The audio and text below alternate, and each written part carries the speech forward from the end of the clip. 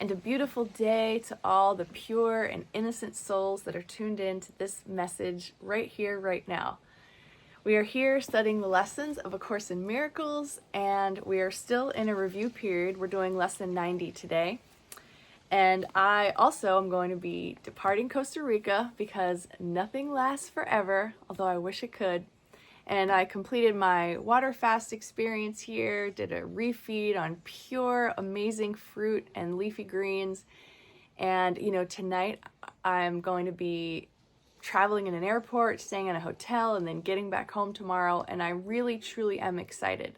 I can't wait to get back to my life and just see what unfolds after having done this really deep dive here in Costa Rica. So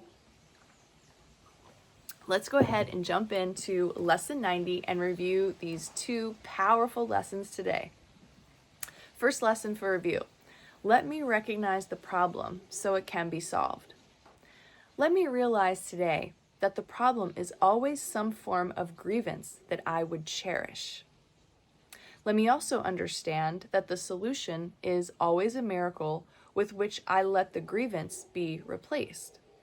Today, I would remember the simplicity of salvation by reinforcing the lesson that there is one problem and one solution. The problem is a grievance. The solution is a miracle. And I invite the solution to come through me, through my forgiveness of the grievance, and my welcome of the miracle that takes its place. Specific applications of this idea might be in these forms. This grievance that I cherish presents a problem to me which I would have resolved. The miracle behind this grievance will resolve it for me. The answer to this problem is the miracle that it conceals. Second lesson for review. Let me recognize my problems have been solved. I seem to have problems only because I am misusing time. I believe that the problem comes first, and time must elapse before it can be worked out. I do not see the problem and the answer as simultaneous in their occurrence. That is because I do not yet realize that God has placed the answer together with the problem so that they cannot be separated by time. The Holy Spirit will teach me this if I will let Him. And I will understand it is impossible that I could have a problem which has not been solved already. These forms of the idea will be useful for specific applications today. I need not wait for this grievance that I cherish to be resolved. The answer to this problem is already given me if I will accept it. Time cannot separate this problem from its solution. So I really love the re-articulation of these two lessons in this quick review. But I want to remind you, if you want to refer back to lesson 79 and lesson 80 to do a quick review of these, you'll also remember that the problem, our initial biggest real problem is separation from God.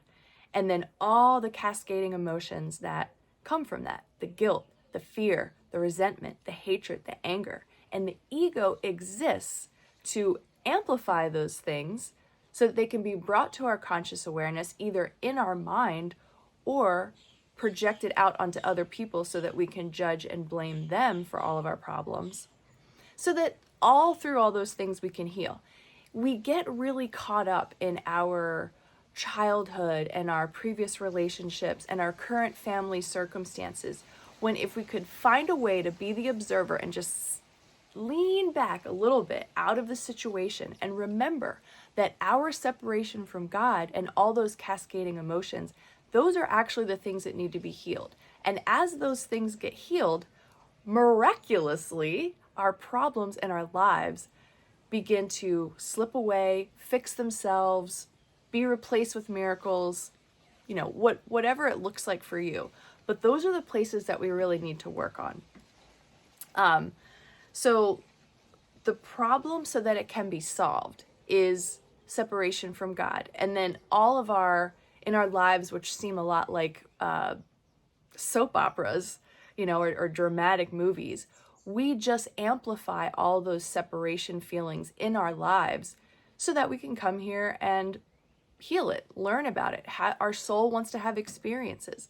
This planet is not a prison planet, it is a school planet. So we're here to learn, not to suffer. Remember that.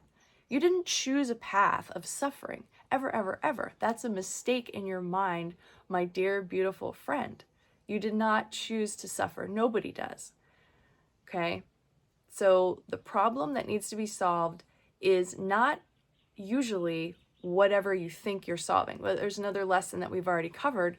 I'm never upset for the reason I think.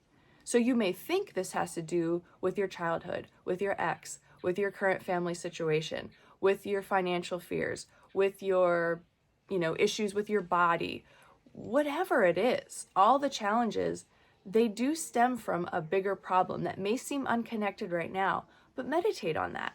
Ask yourself, how is this connected to the guilt I feel from separating from the creator of the universe?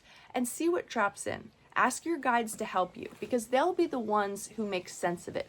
You don't have to use your intellect to figure anything out anymore. Try to relax that muscle a little. Now, in the second lesson, I love how Jesus talks about the misuse of time. So another thing that in our victimization suffering culture, we believe that we have to struggle through and do all this work to get from the beginning to the end of something. When in reality, what the Course is saying here to us is that no problem is ever presented without the solution already part of the package. And because we don't understand time and we think that we have to do all this hard work, we're indoctrinated that way. Dolly Parton said it best, working 9 to 5, right? Like we think that we have to do all these things that are so linear and take all this effort. But when we get into the metaphysical and we get into the spiritual realms, time doesn't really exist. So your problems have already been solved. You never actually left the kingdom of God. Everything is within you in this altar of your heart. And it's just a matter of correcting your untrue beliefs about yourself and doing some inner self-love attention work.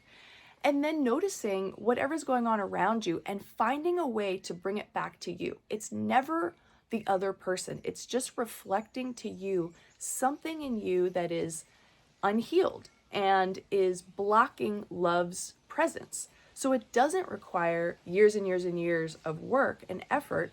It just means that you have to ask for help to change your mind and correct your untrue beliefs. Okay, we need to not be so hard on ourselves. And that's a lesson that I've been learning, my entire life. For whatever reason, that was one of the things I took on as a little girl, was just, I'm responsible. And if I fail, everyone fails. So I have this perfection standard and all this. So that's a lot of stuff that I've been correcting in my mind and unwinding and getting back to this place of neutrality and peace to the best of my ability. So that's what I think these lessons are trying to lay out for us. We're misusing time. Our problems are actually already solved. Our problems only ever arrive with a solution, somehow part of the deal. And if we can look at things rather than going into the emotional body and feeling the anger, oh, I was cheated, oh, that person owes me something, and oh, I didn't get the respect I deserved, and you have to do all this confidence work to deal with people. It's like, no, you just have to be present to what's happening. And then sometimes things need to be said, so you have to be brave enough to be honest and have difficult conversations, but do everything from now on with an open heart, not with the sense of, too much righteousness, right? There's nothing wrong with standing up for something you believe in, but, when it comes to defending your ego's standpoint or your, something that's really more your little s self, how hard do you want to dig into people with that? How hard do you want to make yourself appear to be that way? What are you trying to prove? What are you establishing? So open-heartedness, open-mindedness, compassion, gentleness, forgiveness, knowing that anything that happens in your life was never designed to hurt you or harm you. It's there to teach you something. It's all a lesson. It's all growing and learning. I want to tell you really quickly before I turn off the video. I was here at the wellness center, and I picked up this book yesterday, Love Without Conditions, and written by Paul Farini, and I got about halfway through it. It's a really beautiful read. It reads a lot like the Course in Miracles, and it's the same Jesus teachings that you have in the text, but it's smaller bites. So I highly recommend that if you want a quick read to breeze through. Or maybe even it's probably great on listening on Audible as well. But I think it helps supplement your coursework.